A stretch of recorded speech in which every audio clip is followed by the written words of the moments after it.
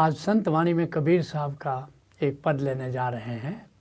कबीर साहब का जन्म 1398 ईस्वी में हुआ और 1518 ईस्वी तक भारत और वह भी विशेषकर काशी की धरती पर कबीर साहब धूनी रमाते रहे।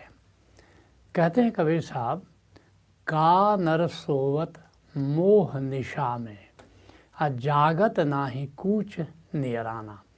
कहते हैं कि हमारा जीवन है क्या? एक मूर्छा है, एक बेहोशी है।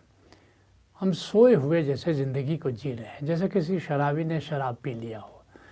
ऐसे ही हमने मोह की शराब पी रखी है और हम जागने को राजी नहीं है और हर घड़ी मौत नज़दीक चली आ रही है। सुबह होती है, शाम होती है, उम्र यूं ही तमाम होती है, मगर हम जागने को राजी नहीं है।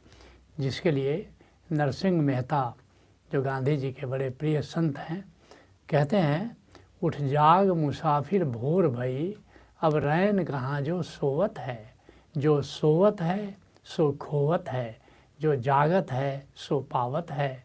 टुक नींद की आँखियाँ खोल जरा, वो गाफिल रब से ध्यान लगा।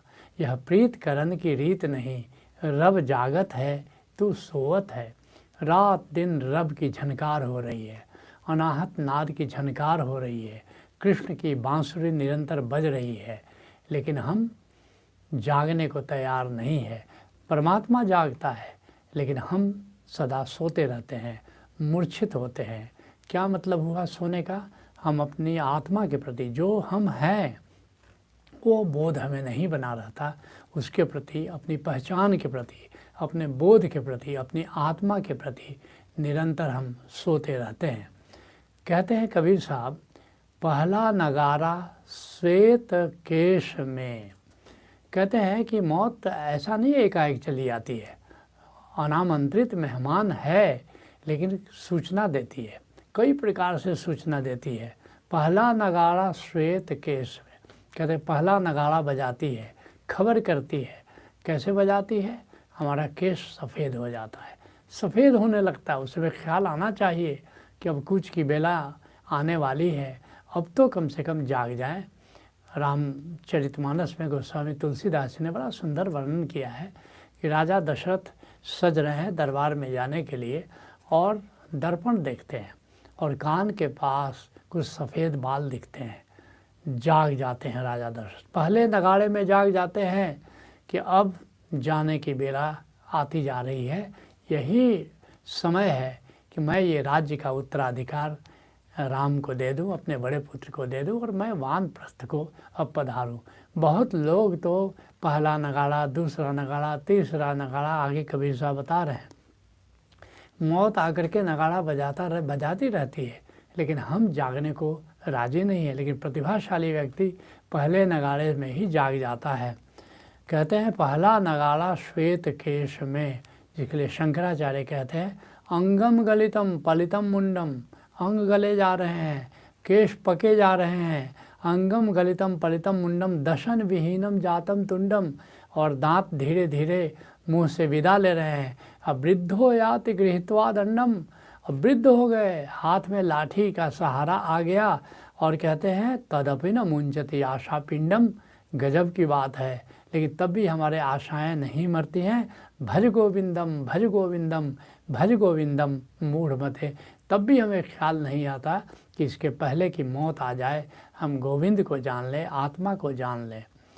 कहते हैं कबीर साहब, दूजे बैन सुनत नहीं काना। दूसरा नगाड़ा मौत कैसे देती है? कान से सुनना कम हो जाता है, हम बधिर हो जाते हैं, तब ये दूसरा नगाड़ा है। अब कान ने भी सुनना बंद कर दिया, इंद्रियों ने काम करना बंद किया, कम से कम अब तो जागो।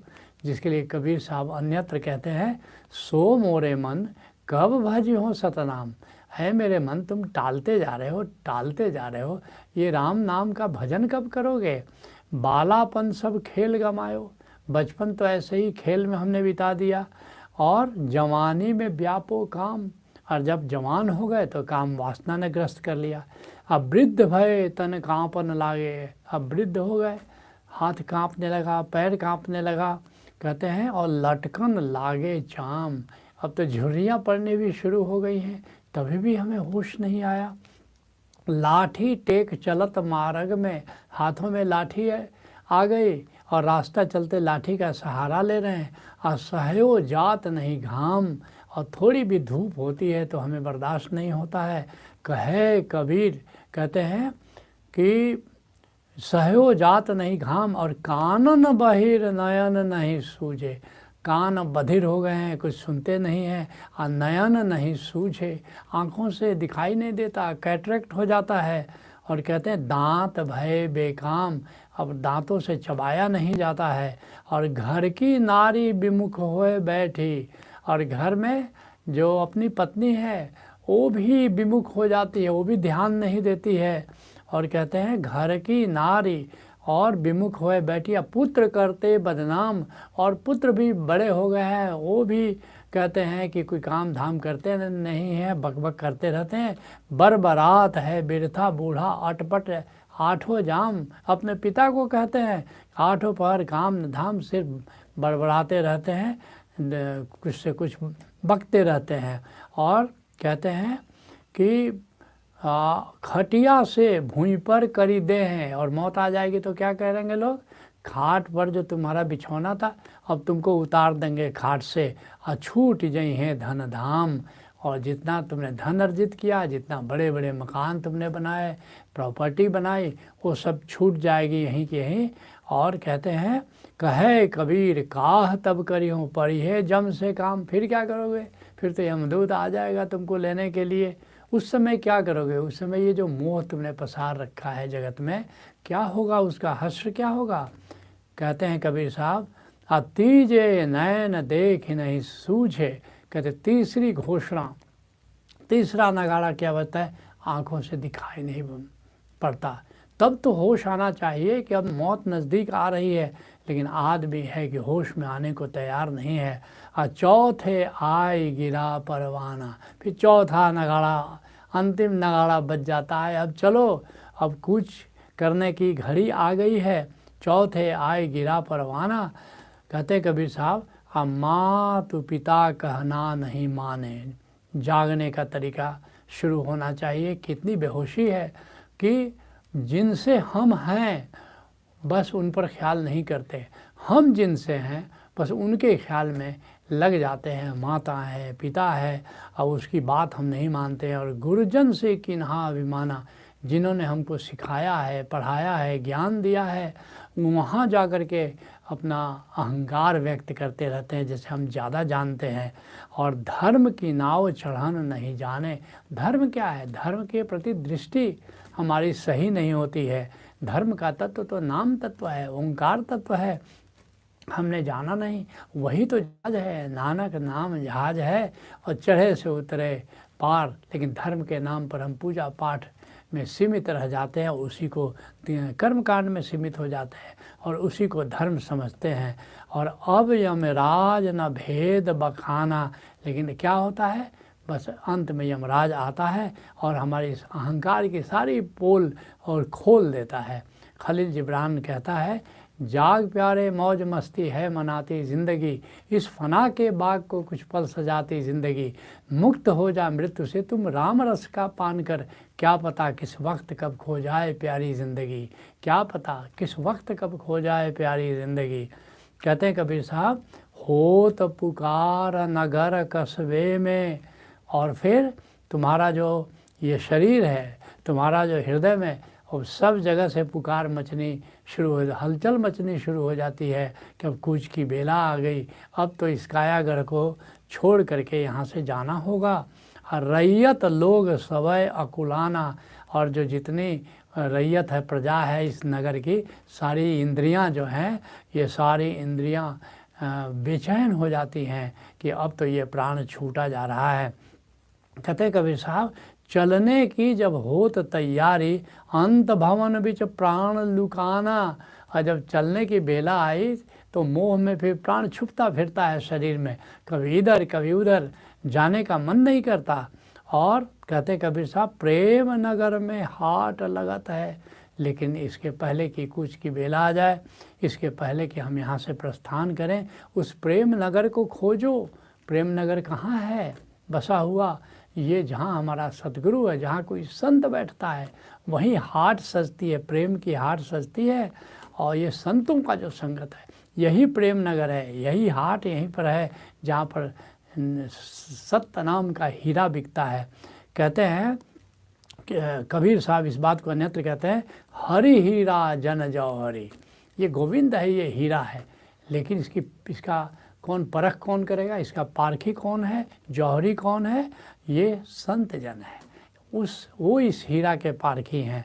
हरि हीरा जन जौहरी लय लय मांडी हाट। और ये राम नाम का हीरा लेकर के संत जन हाट में, प्रेम नगर के हाट में बैठते हैं। आज जबरे मिलेगा पारखी तब हीरा का साठ। लेकिन सबको हीरा नहीं, दिखाते तक नहीं है।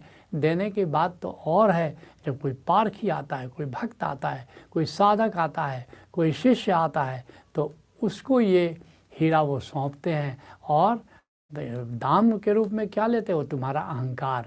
गजब का सौदा है, तुम अहंकार देते हो और संत तुम्हें बदले में ओंकार देता है।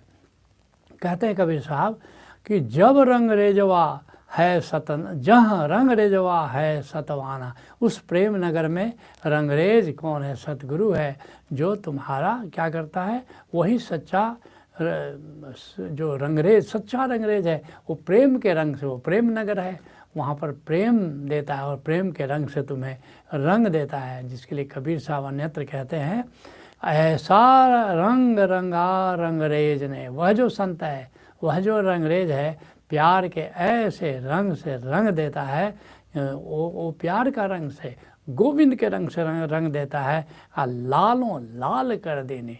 ये जो गोविंद की ललाई है, गोविंद की जो लालिमा है, प्रेम की जो लालिमा है, उससे तुम्हारे जीवन की छदरिया को रंग देता है।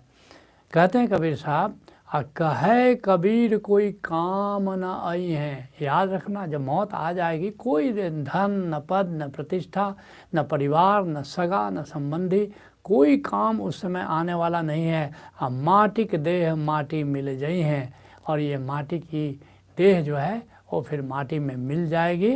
जिसको इतना हमने सजाया, रंग रोगन लगाया, ये माटी में मिल जाएगी।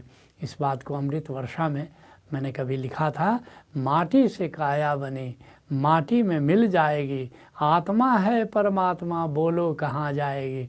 तो इसलिए जो मिट जाने वाला उससे नेह लगा के क्या करना? जो अमिट है, जो अमृत है, जो अमर है हमारी आत्मा, उस पर ख्याल देना है, उसके प्रति हमें जागना है समय रहते। जिसके लिए पलटू साहब कहते हैं, पकड़ ले शब्द जिन तो ही पैदा किया। इसलिए समय रहते हुए शब्द को, ओंकार को पकड़ लो, जो हमारा मूल है, जो हमारा गंतव्य है, और सब होएंगे खाक माटी।